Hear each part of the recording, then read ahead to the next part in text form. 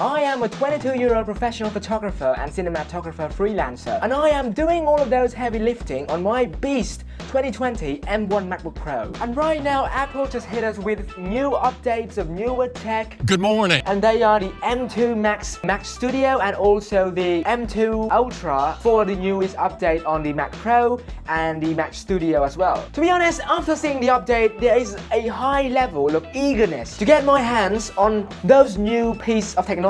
Forget about the Mac Studio, even when the M2 Pro comes out, I also wanted to get a piece of that. But ladies and gentlemen, that is our impulsive behaviors kicking in, and within a time frame, you are feeling little by little disconnected with your current machine and doubting its performance. Well, that was me with my current machine, the M1 MacBook Pro, which came out in 2020. And I've been using this machine for nearly 3 years up until now. And last year, right before the M2 Pro comes out, I made a review on the laptop to see whether I want to change it or not. And this year, mid-2023, I have decided to still stick with my current machine, the 2020 M1 MacBook Pro. And these are the reasons why I do not want to make any changes yet. Well, initially when Apple released the M2 Pro and also the 15-inch M2 MacBook Air, my buying impulse kicked in tremendously. And I really wanted to upgrade because I kept on convincing myself that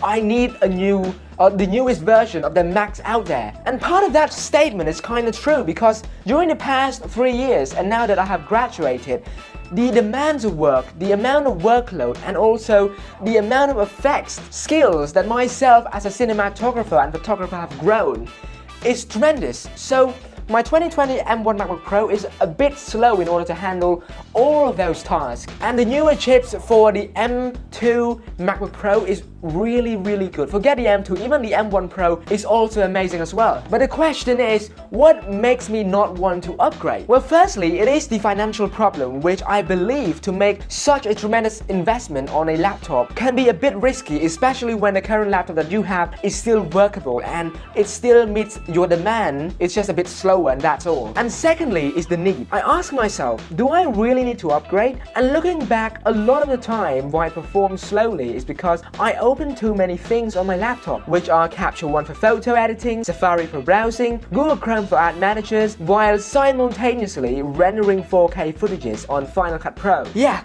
now that is a lot of tasks being handled by my 2020 M1 MacBook Pro. Crazy, insane. But when I first got a machine, doing all of that was a piece of cake.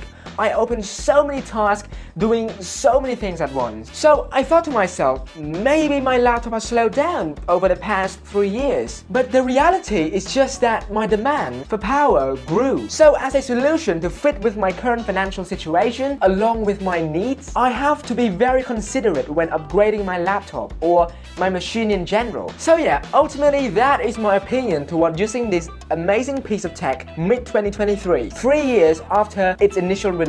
And to be honest, it is still a great machine for 90% of people. This machine has been with me while I do heavy coding works in university. With photo editing and intensive video editing, there is only small hiccups, but it is bearable as well. So if you are struggling financially, but you still want a great laptop, believe me, the 2020 M1 MacBook Pro is still a beast on its own. And if you are lucky, you can even get this machine refurbished or used for less than $800, being sold at some stores or by Facebook Marketplace. But make sure you at least buy or prioritize buying the option with a higher RAM, preferably 16GB of RAM, just like the one that I have, because a RAM is important in future-proofing what you're going to get or you're going to be using in the future. And also a large enough storage, preferably between 512GB to 1TB depending on your needs. So yeah, do not forget that, as it will help you avoid buyer remorse after buying or getting your machine. So in conclusion, this is my second time reviewing my opinions toward the M1